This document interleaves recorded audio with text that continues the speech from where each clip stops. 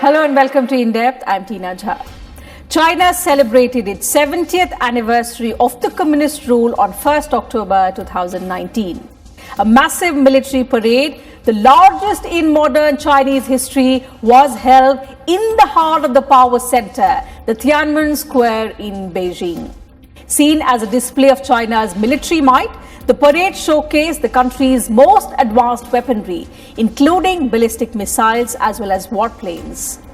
Addressing the country on its National Day, President Xi Jinping emphasized on unity, development and strength. He praised the remarkable achievements made by the Chinese people in the past 70 years and said, absolute poverty, a problem that had plagued the nation for thousands of years, was coming to an end.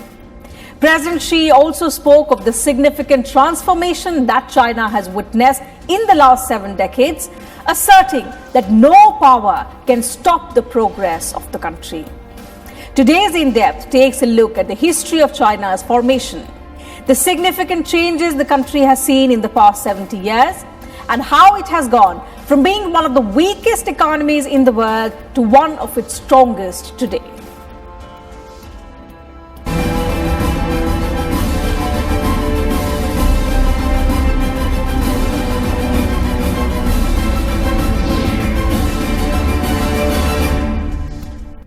So China celebrated its growing power with a massive display of military hardware in Beijing. The celebrations were overseen by President Xi Jinping, who pledged peaceful development on the 70th birthday of Communist China. On its National Day, the world also got a glimpse of China's most advanced defense technology. The event is the country's most important day of the year as it looks to project its assurance in the face of mounting challenges.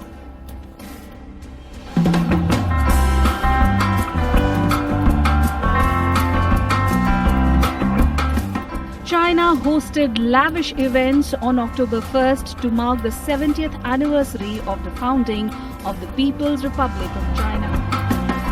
On the same day in 1949, Mao Zedong, or Chairman Mao, announced the formation of the PRC after communist forces won a bloody civil war. Modern China has since developed at an extraordinary pace but has acquired a reputation as one of the world's most restrictive states.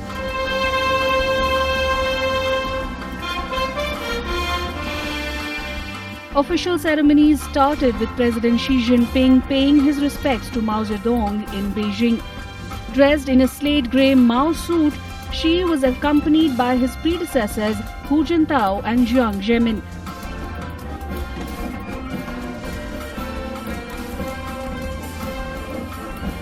Amid 70 gun salutes, the National Flag Guards escorted a 5-starred red flag marching from the Monument to the People's Heroes towards the National Flag Post in the northern part of Tiananmen Square.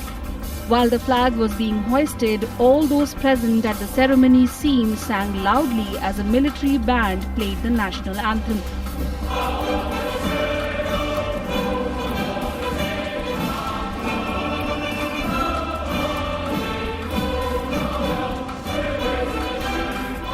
The Chinese president also addressed the audience. 同心同德，艰苦奋斗，取得了令世界刮目相看的伟大成就。今天社会主义中国巍然屹立在世界东方，没有任何力量能够撼动我们伟大祖国的地位。 The main event of the day was the largest parade held by the Chinese military. To mark the day, the country organized massive military parade showcasing its most advanced weapons, including nuclear and hypersonic missiles. Foot formations featuring servicewomen and peacekeepers marched through Tiananmen Square as part of the military parade. Around 15,000 military personnel, 580 pieces of military equipment and 160 aircraft made an appearance at the parade.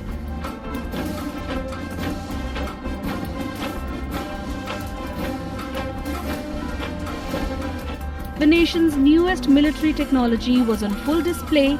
Military tanks, helicopters and even the DF-41 China's new intercontinental ballistic missile was spotted. An echelon of planes in a 70 formation held a flypast.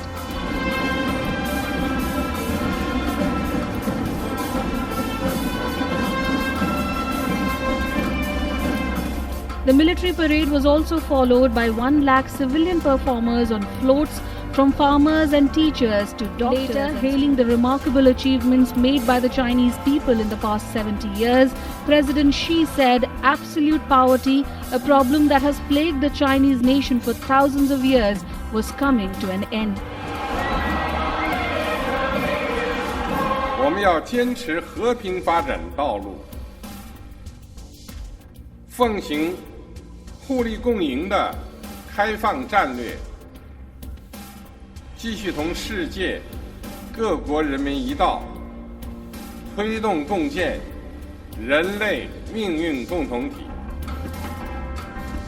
The events that were open to officials, select members and invited foreign dignitaries only was also watched by hundreds of millions of people around the country. Security was tightened in central Beijing for weeks, with strict controls on flying kites or drones around the parade area. Even racing pigeons were banned. The message China gives National Parade is very simple. China has now arrived. It is now a major power in the world. Whether it's militarily, whether it's economically, whether it's scientifically, China is right there at the top. This is the image that the Chinese National Parade and all the activities leading up to it are a sign of. The celebrations come at a time when the country is facing serious political and economic challenges. While China is grappling with its economic slowdown, it is also the United States. Both countries have slapped additional tariffs on each other's export goods. Bureau Report, Rajya Sabha TV. For any country, significant anniversaries mark not only the passage of time, but also offer an opportunity to recall past triumphs and honor past losses, helping nations to reassess their past and rethink their future. That is exactly what China needs to do. For despite its economic successes, there are many areas that the country needs to work upon and several challenges that it must overcome.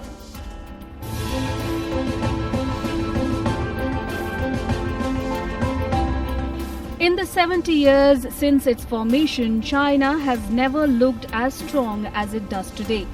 The 4-decade economic boom ushered in by the country's late leader Deng Xiaoping's free market reforms and opening up policy has transformed the country completely.